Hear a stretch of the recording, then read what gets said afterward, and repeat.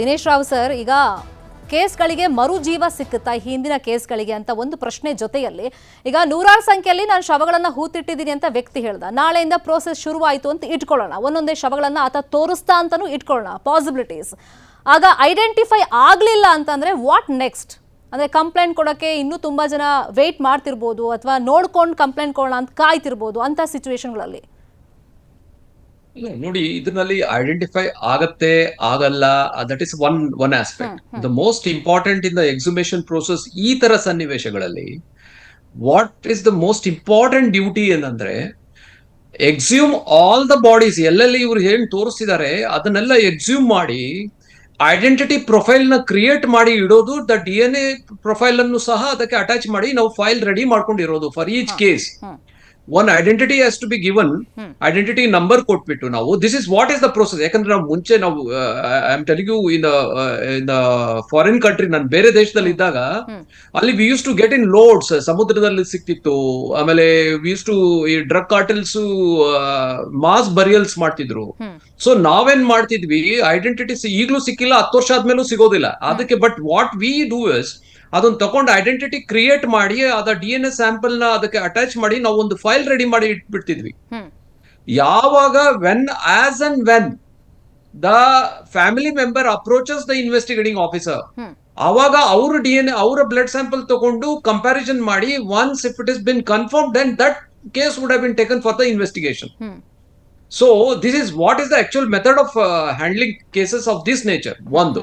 ಆಮೇಲೆ ಎರಡನೇದು ನೋಡಿ, ಒಂದು ಬಾಡಿ ಐಡೆಂಟಿಫೈ ಆದ್ರೆ ಸಾಕು, ಅಲ್ಲಿ that person is telling that ಇವರೇ ನನಗೆ ಬಾಡಿ ಕೊಟ್ಟಿದ್ದು, ಇವರೇ ನನಗೆ ಹೂತಾಕ್ಲಿಕ್ಕೆ ಹೇಳಿದ್ದು, that's a very big evidence.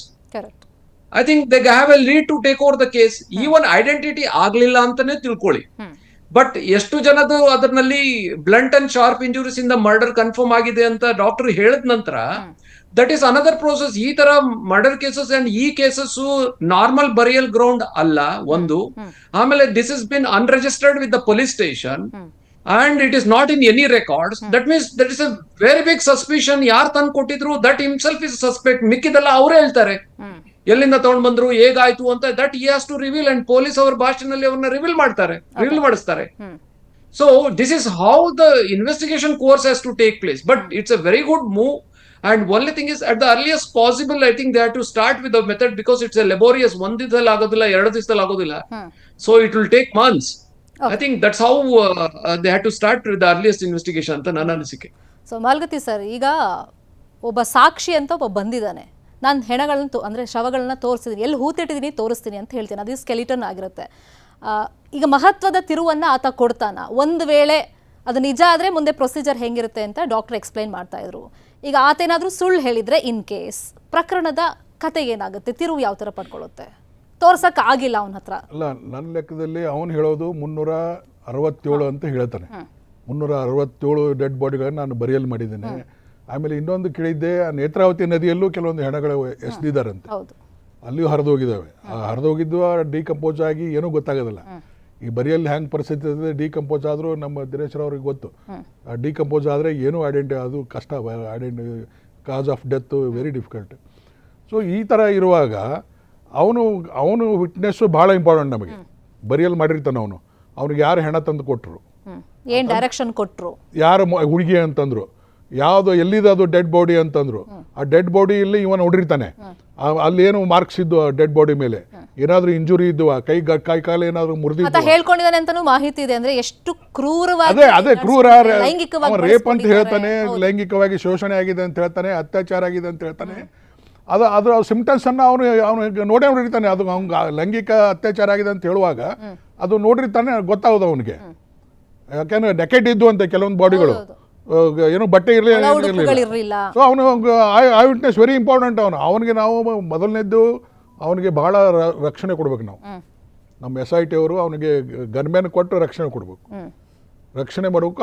ಅವಂಗ ಭಯವನ್ನ ಹೋಗೋದು, ಕಾನ್ಫಿಡೆನ್ಸ್ ತುಂಬಿಸ್ಬೇಕು. ನಾವೆಲ್ಲ ನೀನು ರಕ್ಷಣೆ ಕೊಡ್ತೇವೆ, ನೀನು ಕಾಪಾಡ್ತೇವೆ, ನಾವು ನೀನು ಧೈರ್ಯವಾಗಿ ನೀನು ನಮ್ಮ ಎದುರಿಗೆಲ್ಲ ಹೇಳ್ಬೇಕು ಅಂತ ತಿಳ್ಕೊಂಡು ಹೇಳಿ, ಬರೀ ಹೇಳೋದಲ್ಲ, ಇನ್ನೂ ಏನಾರು ಇದ್ರೆ ಮತ್ತೆ 164 ಮಾಡಿಸ್ಬೇಕು ಮ್ಯಾಜಿಸ್ಟ್ರೇಟ್ ಮುಂದೆ. ಏನಾದರೂ ಹೊಸದು ಏನಾದರೂ ಅವನೇನಾದರೂ ಹೇಳಿಕೆ ಕೊಟ್ಟಿದ್ರಲ್ಲಿ ಮತ್ತೇನಾದರೂ ವ್ಯತ್ಯಾಸ ಕಂಡು ಬಂದರೆ ಅಥವಾ ತನಿಖೆಯಲ್ಲಿ ಮತ್ತೇನಾದರೂ ಹೊಸದು ಕಂಡು ಬಂದರೆ ಓಕೆ ಅವನ ಬಾಯಿಯಿಂದ ಅದನ್ನು ಹೇಳಿಸ್ಬೇಕು. ಓಕೆ ಸೊ ಯಾವ ಯಾವ ಯಾವ ಆ್ಯಂಗಲ್ದಲ್ಲಿ ಅವನು ರೇಪ್ ಆಗಿದೆ ಅಂತ ಹೇಳ್ತಾನೆ, ನೋಡಿರ್ತಾನೆ ಅತ್ಯಾಚಾರ ಹೆಂಗಾಗಿದೆ, ಅದ್ರ ಮಾರ್ಕ್ಸ್ ಏನಿದ್ದು ಅದ್ರ ಮೇಲೆ ಬಾಡಿ ಮೇಲೆ.